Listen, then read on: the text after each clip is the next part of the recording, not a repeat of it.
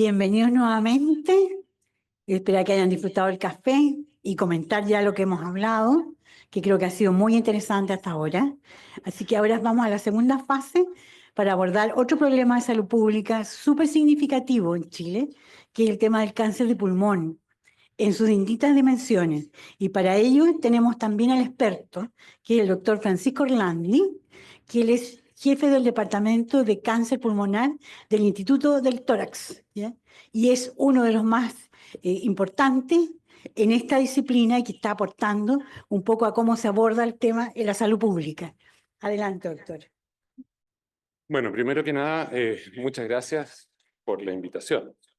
Eh, Cuando conversamos con la Nancy, pensé en que tenemos que visibilizar ciertos temas. Y así como ustedes vieron que a nivel mundial 660.000 personas adquieren un cáncer cervicuterino por año, de cáncer pulmonar son 2 millones. En Chile, 16 personas mueren al día por cáncer pulmonar. Entonces, estamos hablando de un problema que va bastante más allá de un problema de salud.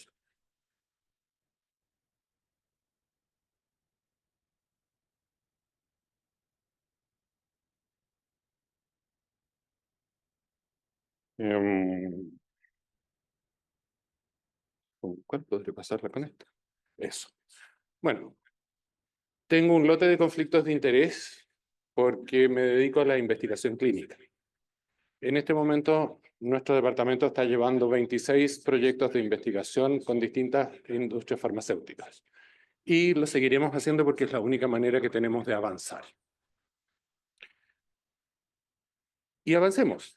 El año 80, ustedes ven ahí a la izquierda, hablábamos de cáncer de pulmón. Un cáncer de pulmón y no sabíamos más. Poquito después empezamos con que había dos, células pequeñas, células no pequeñas.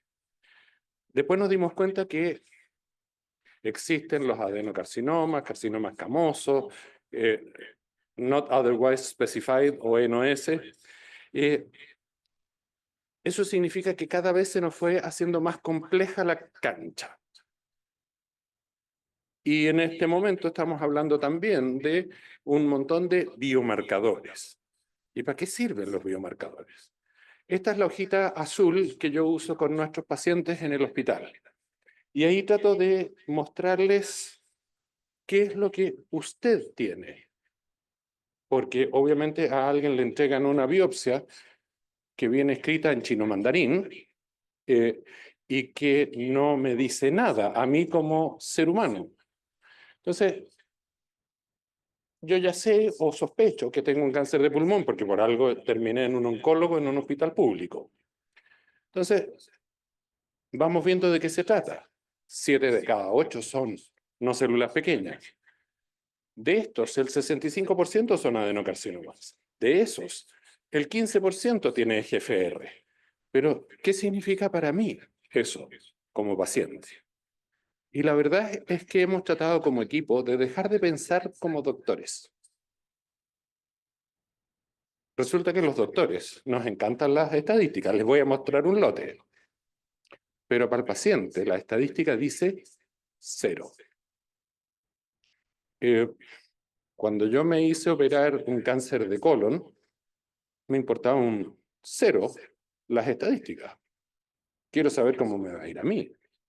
Todavía sigo queriendo saberlo, pero bueno, eso será otro costal. Y por supuesto, aquí viene otra cosa. Etapas. Y resulta que lo primero que me preguntan es ¿cuánto me queda?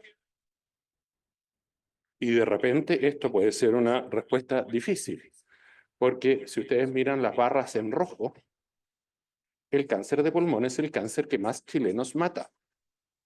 No es el más frecuente en incidencia, pero mata más que las otras 3 causas juntas de las primeras que ustedes ven. Ahora, sobre vida. ¿Cuánto me queda? Eso depende en qué etapa está el cáncer. Y eso va desde el 92% a los 5 años en la etapa 1A1 a 0 en etapa 4B. Lo cual significa que si tenemos que trabajar, debemos ir a tratar de diagnosticar en etapas lo más precoces posible, porque si no, se nos van a morir todos. Y resulta que nuestro sistema GES, a todo esto me da una envidia enorme ver que cáncer cervicuterino es el GES número 3, siendo que mata menos personas que el cáncer de pulmón. El cáncer de pulmón es el 81. Logramos meter el cáncer de pulmón a las guías GES en 2019, después de duras batallas con 2 gobiernos de distintos signos. Ahora, ¿cuánta gente es? Resulta que esto es un estudio que hicimos con el profesor Lenz y la profesora Paredes, y estos son las cifras reales. Eso es el año 2022. Eso significa que para este año son 6.000. ¿Por qué? Porque el 3.300, 3.900, 4.600 y tanto, súmenle 660 por año. Y esa es la cifra real, que no es Globocan. Globocan es una bola de cristal que trata de inducir a un cierto número. Esto es lo que FONASA paga. Esto lo hemos refregado en la cara al ministerio, porque el ministerio tiene otra cifra. Más chica, porque ni siquiera saben lo que pagan. Ahora, en nuestro instituto, estas son nuestras cifras y las hemos traducido a nivel nacional. Y resulta que entonces tenemos un montón de pacientes en etapa 1A. ¿Por qué? Porque resulta que fueron a consultar por un nodulito o alguien, por alguna razón, le tomó, sobre todo ahora, post pandemia, y se encontraron con que no era COVID, hay un nódulo chico, hay que sacarlo. Y eso resulta ser un cáncer pulmonar en etapa 1A. Y eso es más del 10% de nuestros pacientes. Pero si ustedes ven después, etapas 1B de alto y de bajo riesgo, son un pichintún. Y etapas 2 sigue siendo un 10%. Y lo peor del asunto es que todavía las etapas 3 no quirúrgicas y 4 son más del 60% de nuestros pacientes. O sea, 2/3 de nuestros pacientes son diagnosticados con una enfermedad avanzada. Entonces, ¿cuál es nuestro desafío? Y esto lo voy a mirar desde un punto de vista de un instituto nacional que se dedica a un área terapéutica. Concepto neoadyuvancia. Es la terapia sistémica, quimioterapia, inmunoterapia, que se utiliza antes de una cirugía. Y esto permite entonces reducir el número de células tumorales que llegan vivas al momento de la resección. Eso es la neoadyuvancia. Se mide con una biopsia, es re fácil. ¿Cuántas células vivas hay en el momento de la resección? Y eso el patólogo nos puede decir, están todas vivas, quedan unas poquitas vivas, no hay ninguna viva. Y si hay poquitas vivas, menos del 10%, se llama respuesta patológica mayor, y si no queda ninguna, se llama respuesta patológica completa. El concepto detrás de la neoadyuvancia es que todavía el sistema inmune está intacto, ¿no? Es poco útil porque dejó producirse un cáncer, pero está intacto y mientras más avancemos en los gestos terapéuticos, más lo vamos a modificar o dañar. Entonces, nosotros podremos empezar con un tipo de tratamiento que la idea que estamos usando es que sea con inmunoterapia más quimioterapia en lapsos breves. Como decía el doctor Cuello, 8 millones por ciclo. Pero resulta que nosotros podemos usar solo 3 para hacer esta inducción. Y nuestra ley, a través del GES, nos permite usar 2 años, 35 ciclos. Y eso está financiado con un aumento de la sobrevida global de 12 meses. Entonces, si cambiamos la arquitectura del gasto, dejemos de gastar antes, perdón, después y gastemos antes, pero en un grupo distinto, nos va a permitir tener un tratamiento más eficiente para un grupo mayor de pacientes que van a tener más sobrevida. Esto también nos permite hacer ciertas cosas que a veces no pensamos. El tratamiento no es de un oncólogo, es un equipo. Y ese equipo tiene que ser multidisciplinario y multiprofesional. Eso significa que necesitamos, espérenme que me sigo escuchando, ahí sí. Necesitamos cirujanos de tórax, broncopulmonares, kinesiólogos, enfermeras. Necesitamos también un lugar donde se haga ejercicio, porque estos pacientes requieren tener una modificación de su capacidad respiratoria. Y eso lo podemos hacer en el lapso que estamos haciendo esta neoadyuvancia y llevamos al paciente a una cirugía con la capacidad de respirar y de subsistir después de la cirugía. Que a ustedes le saquen un pedazo de pulmón significa que a alguien de la nada lo metieron en un pabellón a la altura de Santiago y cuando se despierta está a la mitad de la altura del Monte Aconcagua. Por lo tanto, si no estás bien preparado, te vas a ahogar. Y eso significa que vas a tener complicaciones porque estás ahogado. Y si eso nosotros lo podemos revertir haciendo que ese paciente durante 16 días previamente esté recibiendo un tratamiento kinésico adecuado, las complicaciones bajan, el paciente está mejor, sale en menos tiempo, gastamos menos.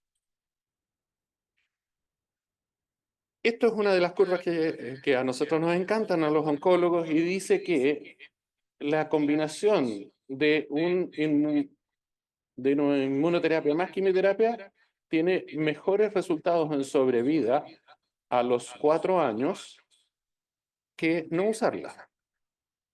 O sea que solo la quimioterapia. Y esto nos está indicando que hay un beneficio en este lapso corto de tratamiento. Y si ustedes ven, esas curvas se separan, son bastante lógicas. Lo que a veces no parece tan lógico es que resulta que podemos medirlo esto muy rápido en el momento de la cirugía, y este es un estudio que se llama Checkmate 816, más de 10 veces más hay una respuesta patológica completa, o sea, desapareció el cáncer en el momento de la cirugía. 1 de cada 4 pacientes que se está operando en esas condiciones no tiene células viables tumorales en el momento de su cirugía. 1 de cada 4. Resulta que esto no es para todos y hay algunas poblaciones que se benefician de otros medicamentos. Como les mostré, cáncer pulmonar, no células pequeñas, adenocarcinoma, mutado EGFR, también tenemos una posibilidad terapéutica específica para ello. Y eso significa también esta diferencia en las curvas. Por lo tanto, en muchos aspectos podemos cambiar esto. Aquí vamos a ver sobre la base de este Checkmate 816 que les acabo de mostrar 10 veces la diferencia de respuesta, qué es lo que pasa desde el punto de vista económico en nuestro país. Y este es un estudio que analiza económicamente las variables que esto nos permite utilizar.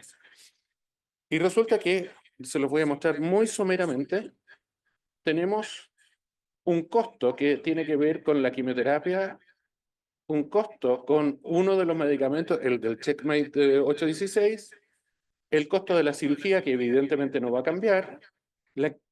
Si usamos neoadyuvancia, no usamos adyuvancia. Por lo tanto, aquí vamos a tener uno u otro. Entonces hay que comparar las dos cosas. Porque la adyuvancia sí está considerada en el GES, la neoadyuvancia todavía no logramos que la llevemos a él. Total, 344 millones. Resulta que si nosotros usamos la neoadyuvancia en el total del tratamiento, no hay un costo incremental, hay un descenso del costo. O sea, esto es más barato. Y esto lo mostramos comparando ambas cosas. La diferencia de costos es marginal. Desde el punto de vista de los economistas, esto es poquito. Pero desde el punto de vista de un país pobre como el nuestro, esto, si lo multiplicamos, son alrededor de 1.000 millones por año. Y ahí vemos los costos diferentes de un tratamiento, pero si nosotros usamos distintos tipos de tratamientos, ustedes se acordarán que una manera de evaluar económicamente es si algo es eh, mejor y más caro, o es peor y más caro, que es lo peor que puede pasar, o es peor pero más barato. Pero lo que se llama estrategia dominante es aquello que es mejor y más barato. Y esto es una estrategia dominante en salud. Esto genera menos costos y mejores resultados. Por lo tanto, lo que tenemos que hacer es eso, cambiar esta arquitectura. Sabemos que es una demanda abordable porque no son cientos de miles de personas. Sabemos que es un número acotado de pacientes, ya tenemos definido eso, y eso podemos financiarlo. Y lo que estamos haciendo es financiar sobre vida. Por lo tanto, tenemos una estrategia dominante que puede financiar sobre vida con la misma plata que estamos usando para tratar pacientes en segunda línea o más, y eso nos permite, al desplazar el gasto, no incurrir en más, sino que desplazar el gasto, cambiar las curvas de sobrevida de nuestras poblaciones en nuestro país. Ahora, en este sentido, quiero dejarle unos mensajes claves. O sea, el bloqueo de este checkpoint inmunitario ya se ha impuesto en cáncer de mama triple negativo, en cáncer de colon, en distintas cosas. Incorporar estas nuevas terapias sistémicas de manera perioperatoria, un poquito antes, un poquito después, requiere un trabajo de equipo que va más allá de especialidades médicas, o como les decía, incluye a muchos otros profesionales. La elección de si lo hacemos antes y después, o lo hacemos después, va a depender de dónde estamos parados y de cómo personalizamos a cada paciente. Esto no es para todos igual, pero sí tenemos que tener esta situación controlada. Lo otro es que hay enfermedad resecable. Cuando estamos hablando de etapas 1, 2, 3, estamos diciendo esto se puede resecar. Pero no todos los pacientes van a estar en condiciones. Si uno tiene una insuficiencia respiratoria, esto, como saben, se liga al tabaquismo, y el tabaquismo puede dañar al pulmón también con enfisema, con enfermedad pulmonar obstructiva, con muchas otras cosas, fibrosis entre ellas, puede generar algunas alteraciones importantes que hagan que el paciente no pueda entrar a una operación, pero sí puede recibir un tipo de tratamiento diferente. Ahora, la inversión financiera en neoadyuvancia recorta costos finales al sistema. Y eso es algo que tenemos que hacer entender al Ministerio de Salud. Primero tenemos que llevarles sus cifras, para que sepan cuántos son sus cifras. Y después tenemos que convencerlos, cosa que no hemos logrado en los últimos 2 años, de que esto es mejor. Y lo otro es eso, tugar, tugar.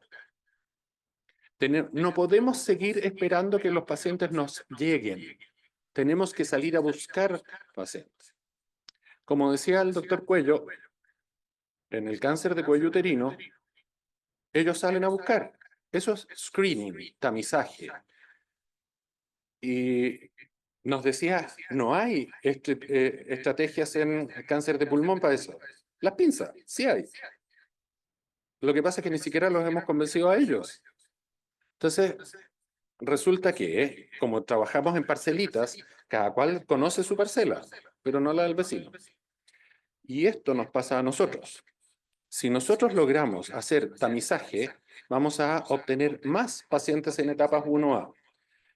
Los tamizajes siempre tienen riesgos y beneficios, cosa que hay que contar. O sea, ninguna maniobra médica es inocua. Siempre que metemos las manos, podemos meter las patas. Pero sin duda alguna, hay un número de riesgos que es muy bajo en el caso del cáncer pulmonar, porque el riesgo del cáncer pulmonar es extraordinariamente alto. Entonces tenemos la opción de reducirlo con una maniobra muy sencilla. Escáner de tórax de baja dosis sin contraste. ¿Cuánto demora? 1,5 segundos. ¿Dónde hay escáner? Hasta en Coyhaique. No sé si en Chile Chico, pero sí hay en Arica, o sea, de norte a sur tenemos escáner que son capaces de hacer esto. Lo que tenemos que hacer es entrenar a los equipos para que puedan ver, porque esto es hacer un escáner a carburo, digamos, ¿no? De vieja usanza. Pero los que somos viejos, y a mí me tocó conocer al doctor Prado y al doctor Davancens, que nombraron en la charla, fueron profes míos, o sea, los vi vivos.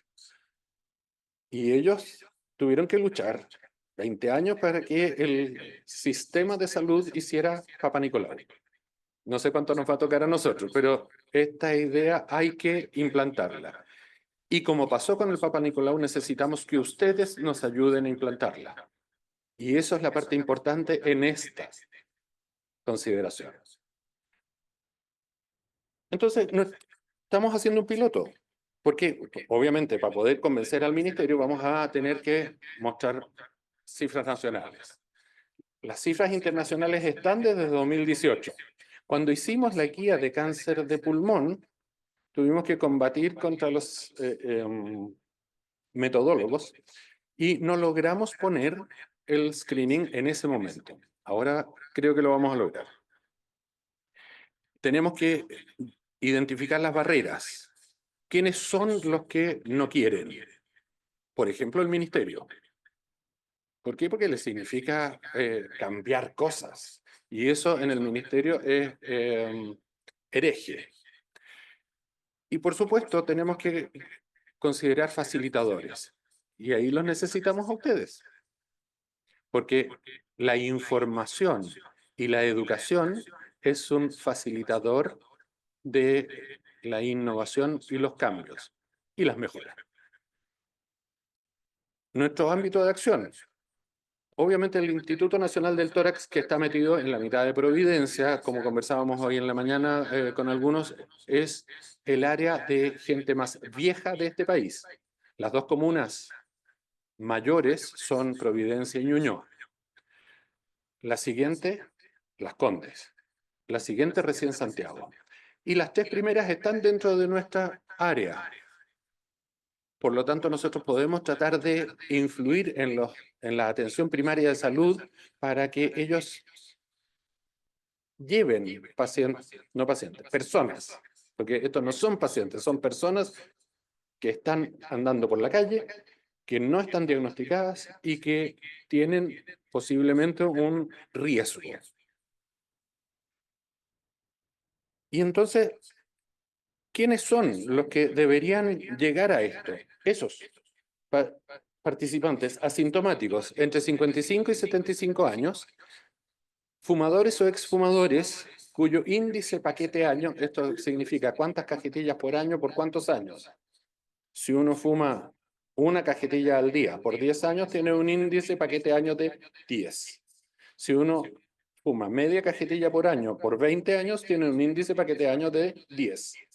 Y eso es una cosa que ni siquiera en nuestro hospital, hace 15 años atrás, se ponía en la ficha. Hemos tenido que combatir contra nuestra gente para que esto esté puesto. Bueno, y lo otro son los profesionales de salud que tienen que estar implicados en esto. Tenemos que subirlos al carro. Mis colegas cuando diseñaron esto, lo primero que hicieron fue ponerle tamizaje de cáncer pulmonar. Con eso lograron hacer huir a la mayor cantidad de gente posible, porque obviamente es distinto si yo digo que esto es una prueba de salud cardiopulmonar, que si es un test de diagnóstico del cáncer de pulmón. Tal como pasó con el Papa Nicolau, la gente no se lo hace porque tiene cuco, porque tiene susto de saber una cosa terrible que es el cáncer cervicuterino. Piensa en lo que es el cáncer pulmonar, que la gente de partida se siente discriminada per se, porque obviamente la mitad de la gente le dice, ah, te lo buscaste, llevas fumando no sé cuánto tiempo, te dije. Y el te dije viene desde la suegra para abajo. Y eso, entonces, no quiero diagnosticarme con un cáncer de pulmón, pero sí puedo saber que tengo una enfermedad, por ejemplo, eh, calcificaciones de las coronarias. Esto se ve justamente con este mismo examen. Y prevengo, en un país de obesos como somos, la enfermedad cardíaca congestiva. Y así sucesivamente. Entonces, sí, en vez de asustar a la gente y le decimos, vamos a buscar cáncer de pulmón, no, vamos a ver cómo está tu salud cardiopulmonar. Reclutar a algunos expertos, desarrollar nuestro marco, hacer los cambios, volver a probarlos, ir a formar equipos, y en eso estamos.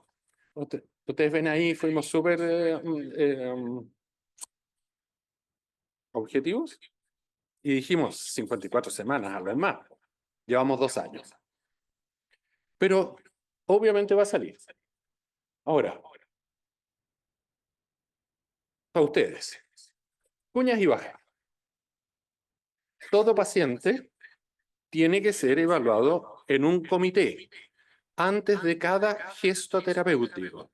O sea, esto es algo que se debe informar a la población.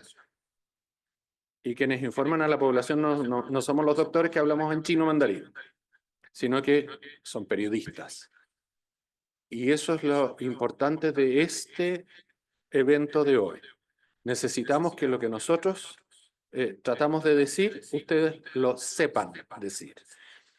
Ahora, también en esto de la neoadyuvancia tenemos que tener un cirujano que nos diga si el paciente es potencialmente operable, porque es el cirujano el que va a meter las manos y él es el que se encarga. Nosotros podemos hacer que esto funcione en un hospital público y para gastar en esto tenemos que ahorrar en globo.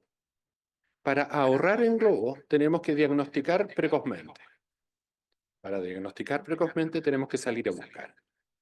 Y ese es el objetivo de lo que yo les quería mostrar. ¿Cuáles son nuestros desafíos como Instituto Nacional del Tórax? 1, cambiar la arquitectura del gasto. Convencer, estamos haciendo un piloto en esto, que tenemos que invertir más plata en las etapas precoces. El segundo desafío, buscar, salir a buscar los pacientes en la población de riesgo. Eso es algo que hasta el día de hoy no se hace. Tenemos que educar a la población médica. Cáncer de pulmón no se enseña en el pregrado de medicina en ninguna facultad de medicina de este país, aunque les sorprenda. Lo cual, en el año 2015 nosotros hicimos un estudio en nuestras fichas. El 65% de nuestros pacientes venía diagnosticado como neumonía adquirida en la comunidad por agente no conocido. Eso significa, no tengo idea qué tiene, pero a mí me enseñaron neumonía, diagnostico neumonía. 65% de nuestros pacientes con un cáncer pulmonar avanzado. Si no educamos a la población médica, estamos fritos. Pero además tenemos que lograr llegar a la población general. Cuando hablábamos hoy en la mañana de cómo presionamos para que esto funcione, educación, por una parte, información para todo el resto. Y tenemos que lograr impulsar políticas públicas. Eso es obligación de un instituto nacional. Nosotros no somos un hospital más. Somos un Instituto Nacional del Tórax. Y eso es nuestra responsabilidad. Pero no la podemos asumir solos. Necesitamos su ayuda. Entonces, por favor, tómenselo a pecho. Esto requiere de mucha ayuda, de mucha divulgación, de mucha educación, y eso es lo que hacen ustedes y no nosotros. Muchas gracias.